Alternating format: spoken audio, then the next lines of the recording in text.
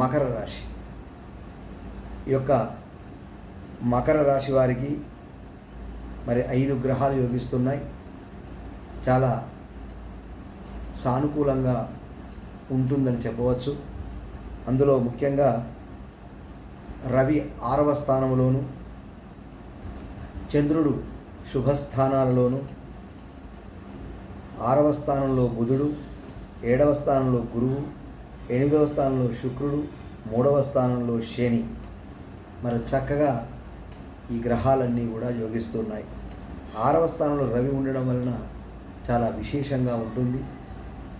ఆరోగ్య విషయంలోను, ధన విషయంలోను, అదేవిధంగా మొదలైనటువంటి అన్ని రంగాలలో మరి విజయం లభిస్తూ ఉంటుంది.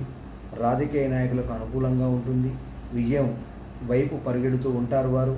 అదేవిధంగా ఉద్యోగులకు వారు చేసేటువంటి ఉద్యోగ సంబంధ విషయాలలో వారికి ఎన్నో పేరు ప్రతిష్టలు వస్తూ ఉంటాయి. గౌరవ సన్మాన సత్కారాలు పొందుతూ ఉంటారు. అదేవిధంగా వ్యవసాయదారులకు అనుకూలంగా ఉంటుంది. ఈ రాశి మకర రాశి వారి యొక్క పితృ సంబంధమైన వర్గానికి, అదేవిధంగా తండ్రి వైపు బంధువులకు, తండ్రికి మరి చాలా అనుకూలంగా ఉంటుందని చెప్పవచ్చు. ఇక చంద్రుడు చాలా మనఃకారకుడు కనుక ఈ రాశి వారికి, మకర రాశి వారికి చాలా బాగుంది. అదేవిధంగా కుజుడు 5వ స్థానంలో ఉండి అశుభ ఫలితాలను ఇస్తూ ఉన్నాడు.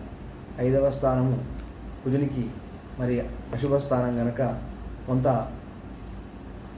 ఆ కుటుంబం మీద, కుటుంబపరమైనటువంటి స్థానంలో ఉన్నటువంటి ఆ సంతానం మీద కుజుని యొక్క ప్రభావం కొంత ఉండి వ్యతిరేక ఫలితాన్ని ఇచ్చేటువంటి అవకాశం ఉంది.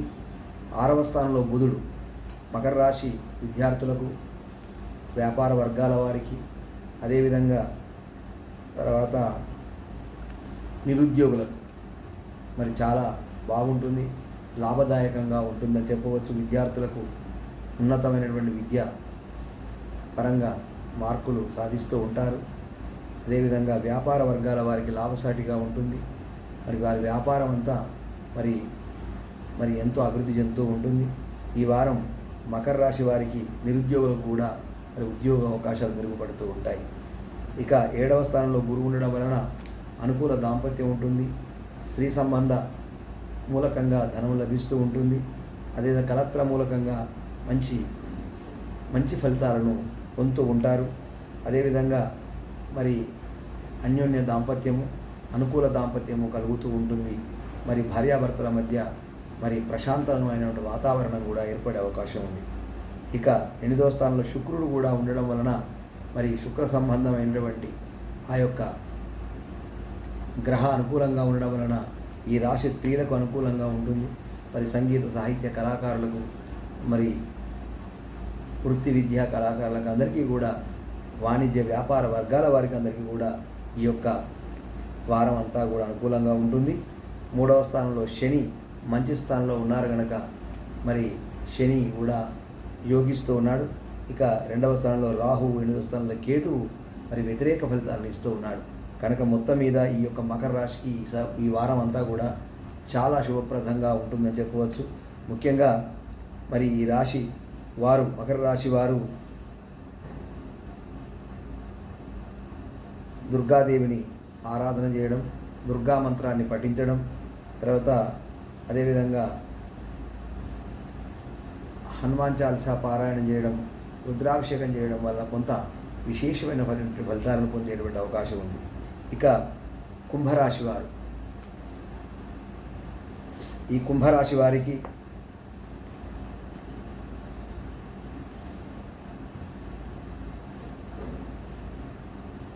కేవలం ఒక గ్రహం మాత్రమే అనుకూలంగా ఉంది. ఈ వారం అంతా కూడా ప్రతికూల వాతావరణం లభిస్తూ ఉంది.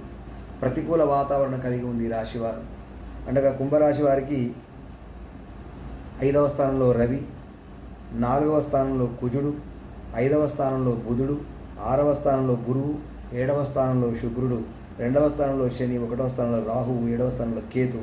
మరి అన్ని గ్రహాలన్నీ కూడా కుంభరాశి వారికి ఈ వారం అంతా కూడా వ్యతిరేక స్థానాలలో సంచారం చేస్తూ ఉన్నారు. కనుక మరి కేవలం ఒక చంద్రుడు మాత్రమే కొంత అనుకూలంగా ఉన్నారు. కనుక మరి ఈ రాశివారు ఈ సంవత్సరం ఈ రాశివారు ఈ వారం అంతా కూడా కొంత జాగ్రత్తగా ఉండడం, ఆరోగ్య విషయంలో కానీ, ఆర్థిక విషయంలో కానీ, కుటుంబ విషయంలో కానీ, తర్వాత మరి ఎంతో జాగ్రత్తగా ఉండి మరి నిర్వహిస్తూ ఉండాలి. ముఖ్యంగా ఆరోగ్య విషయంలో జాగ్రత్తగా ఉండడం ఈ రాశి ఉద్యోగులకు, రాజకీయ నాయకులకు, తర్వాత వ్యవసాయదారులకు అంత అనుకూలంగా లేదు. అదేవిధంగా విద్యార్థులకు, నిరుద్యోగులకు, వాణిజ్య వ్యాపార వర్గాల వారికి కూడా ఈ వారం అంతా కుంభరాశి వారికి అనుకూలంగా లేదు. ఇక స్త్రీలకు కూడా, అనగా ఈ కుంభరాశి స్త్రీలకు కూడా మరి సాహిత్య, సంగీత కళాకారుల వరకు కూడా ఈ వారం అంతా కూడా యోగించడం లేదు. కనుక ఈ రాశివారు తప్పకుండా మరి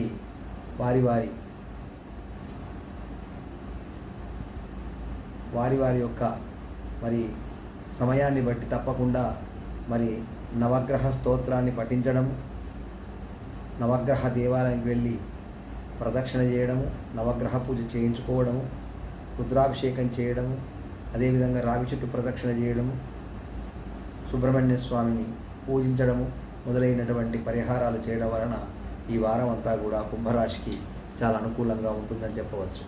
ఇప్పుడు మీనరాశి వారికి, ఈ యొక్క మీనరాశి వారికి 5 గ్రహాలు అనుకూలంగా ఉన్నాయి. ఎక్కువగా ఈ వారం అంతా కూడా మరి చాలా పరిపూర్ణంగా ఉన్నటువంటి రాశి ఏదైతే ఉందో అది మీనరాశి. ఈ మీనరాశి వారికి మరి చాలా బాగుంటుందని చెప్పవచ్చు ఈ వారం అంతా కూడా. మరి అందులో 4వ స్థానంలో రవి ఉండడం కొంత ప్రతికూలంగా ఉంది. 4వ స్థానంలో రవి మరి ఆ యొక్క ఆరోగ్య విషయంలో కానీ, ఉద్యోగులకు ఉద్యోగ సంబంధ విషయాల్లో కానీ, వ్యవసాయదారులకు కానీ, రాజకీయ నాయకులకు కానీ ఈ వారం అంతా కూడా మరి విశేషంగా లేదు. అదేవిధంగా చంద్రుడు కొంత అనుకూలంగా ఉన్నాడు. 3వ స్థానంలో కుజుడు బలంగా ఉన్నాడు కనుక మరి పట్టుదల, గౌరవము, ప్రతిష్ట ఇవన్నీ కూడా లభిస్తూ ఉంటాయి. గృహ సంబంధ విషయాలలో అన్నదమ్ములు, ఆ యొక్క సోదరుల మధ్య సఖ్యత ఉంటుంది. మరి భూ కారకుడు కనుక మరి రియల్ ఎస్టేట్ వ్యాపారం కానీ, తర్వాత మిగతా గృహ సంబంధ, భూ సంబంధ విషయాలన్నీ కూడా మరి చాలా చక్కగా నడుస్తూ ఉంటాయి. 4వ స్థానంలో బుధుడు ఉన్నాడు కనుక ఈ రాశి మీనరాశి విద్యార్థులకు, తర్వాత వ్యాపార వాణిజ్య వర్గాల వారికి, అదేవిధంగా నిరుద్యోగులకు చాలా ఈ వారం అంతా కూడా చాలా బ్రహ్మాండంగా ఉందని చెప్పవచ్చు.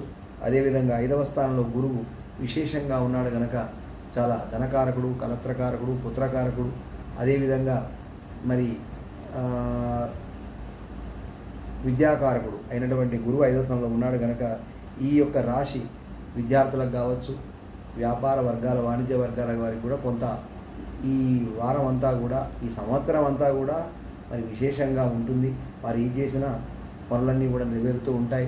గృహ సంబంధమైనటువంటి, విద్యా సంబంధమైనటువంటి, తర్వాత వివాహ సంబంధమైనటువంటి సమస్యలన్నీ కూడా తీరిపోతూ ఉంటాయి. అన్నీ కూడా విజయవంతమై అవుతూ ఉంటాయి.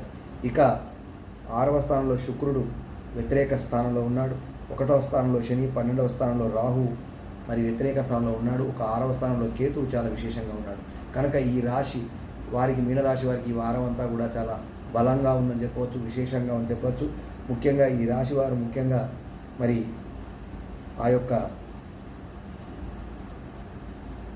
రవికి సంబంధించినటువంటి విష్ణు సంబంధమైన దేవాలకు వెళ్ళడం, ఆదిత్య హృదయం పారాయణం చేయడం, తర్వాత గణపతిని పూజించడం, అదేవిధంగా సుబ్రహ్మణ్య స్వామికి ఆరాధించడం, శని 7:30 ఉన్నాడు కనుక హనుమాన్ చాలీసా పారాయణం చేయడం, తర్వాత రుద్రాభిషేకం చేయడం, ఇవన్నీ ఆచరించడం వలన మరి మీనరాశి వారికి మరి విశేషమైన ఫలితాలు పొందేటువంటి అవకాశం ఉంది.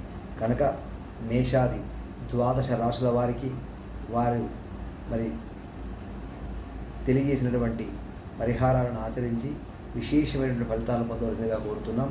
జై విశ్వకర్మ, జై జై విశ్వకర్మ.